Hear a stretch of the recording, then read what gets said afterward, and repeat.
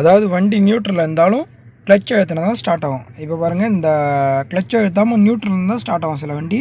ஆனால் இப்போ வர்றது எல்லாமே நியூட்ரலில் இருந்தாலும் சரி, கீரில் இருந்தாலும் சரி, நம்ம கிளச் அழுத்தி தான் ஸ்டார்ட் பண்ணணும்.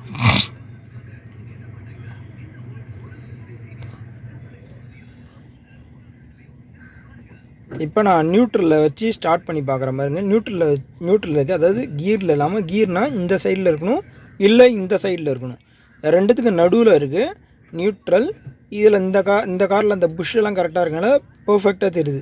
நீங்கள் எந்த கீரில் லாக் ஆகிருக்கு கூட கரெக்டாக பார்க்கலாம். அதாவது ஒரு கீர் இந்த பக்கம் இருக்கா நியூட்ரல். நம்ம கார்லாம் பார்த்தீங்கன்னா எது நியூட்ரல்னு கரெக்டாக தெரியாது. இது கரெக்டாக பொசிஷன் பாருங்கள் தெரியுது. இப்போ 3ல் இருக்குது, 5லனா எப்படி இருக்குன்னு பாருங்கள், 1 எப்படி இருக்குன்னு பாருங்கள். பொசிஷன் நல்லாவே டிஃப்ரென்ஸ் தெரியும். இப்போ நான் நியூட்ரல் பண்ணிவிட்டேன். நியூட்ரல் பண்ணிவிட்டு நியூட்ரலேருந்து ஸ்டார்ட் பண்ணிக்க பார்க்குறேன்.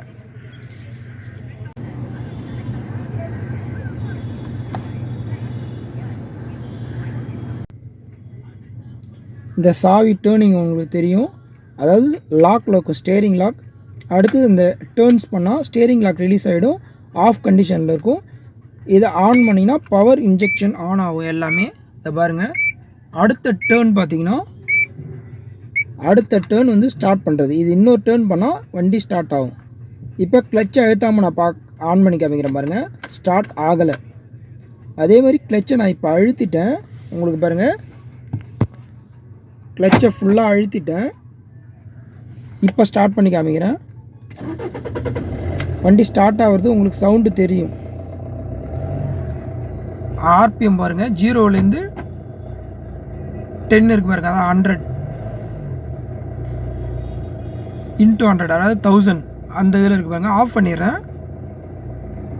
இங்கே பாருங்கள், ஒரு டர்ன் முன்னாலே ஆஃப் ஆகிடும். ஆஃப் பொசிஷனில் இருக்குது. நான் மறுபடியும் பார்த்தீங்கன்னா நான் நியூட்ரல் வச்சுட்டு கிளச் அழுத்தாமல் ஸ்டார்ட் பண்ணி காமிக்கிறேன் பாருங்கள். ஃபுல் கிளச் அழுத்திருக்கேன், ஆனால் எடுத்துடுறேன். இப்போ ஸ்டார்ட் பண்ணி பார்க்குறேன் பாருங்கள். அதாவது நம்ம இப்போ வந்து ஆஃபில் இருக்குது, நம்ம ஸ்டேரிங் ரிலீஸ் ஆஃபில் இருக்குது. இன்னொரு டர்ன் பண்ணால் பவர் ஆன் ஆகும். பவர் ஆன் ஆகிடுச்சு. அடுத்த டர்னில் ஸ்டார்ட் பண்ணும், எந்த சவுண்டுமே வரல. அதே சேம் மெத்தடில் நான் கிளச்சை அழுத்துறேன். இங்கே பாருங்கள், கிளச்சை ப்ரெஸ் பண்ணல, இப்போ கிளச்சை ப்ரெஸ் பண்ணுறேன். இப்போ நான் ஸ்டார்ட் பண்ணுறேன். வண்டி ஸ்டார்ட் ஆகுது.